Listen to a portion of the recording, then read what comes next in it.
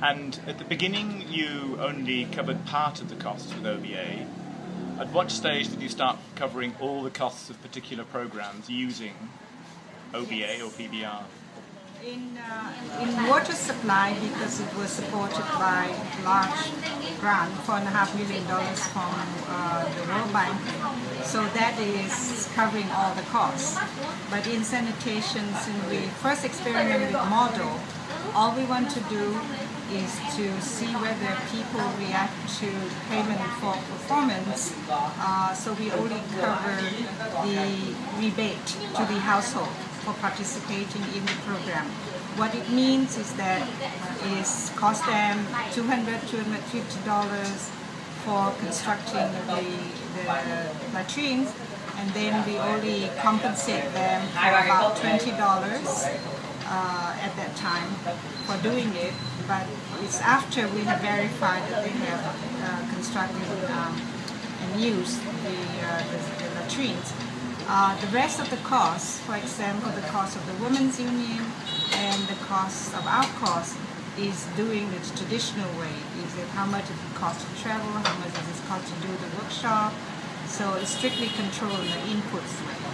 And then we beginning to get some more funding from USAID, but it's still small, $50,000. And then we gradually then switch to pay for performance, OBA, to our partners and to the households. And our cost is still kind of input subsidy.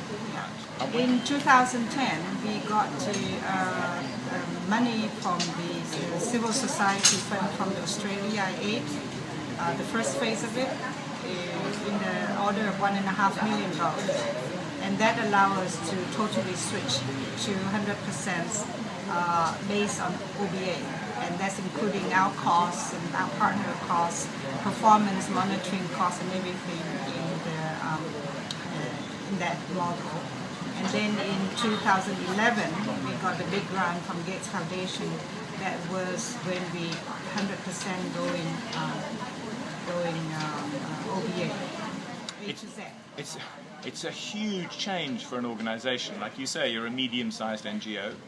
What were some of the major challenges of that shift? The first major risk that we saw was that because it is only being paid after implementation, so we taking a lot of financial risk, and we also take performance risk, because if it is being verified independently, so if our donor or the financier would not accept the output, then we will be out of the pocket some money that we have to use it to pre-finance.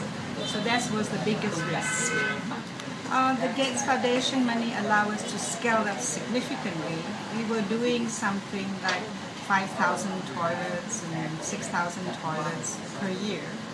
And with the money from the Gates Foundation, we were supposed to jump from that number to 30,000 a year by the 2013. And so from 5,000 to 30,000, that is quite a big jump. But that's the condition for scaling up, because they think we have a workable model and we agree with them the whole price in advance. And then when scaling up, we had to go to many provinces in Vietnam that the concept is totally new to them. That has really slowed down the implementation. Number two, we take on a new challenge from the Gates Foundation to go what we call conditional cash transfer.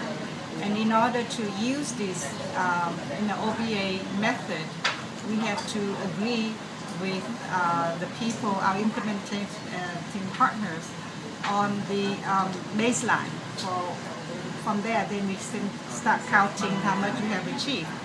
And to our disappointment, the baseline wasn't really there, even though the government has given us official data. But when we went to verify, the result was all false. It was not correct. So we have to start generating our own data, and this is enumeration. It's not really taking the official data. And And so that slowed down a lot. And as a result of it, from the target of 30,000, we were only 10,000 in the first year. So way below the target. And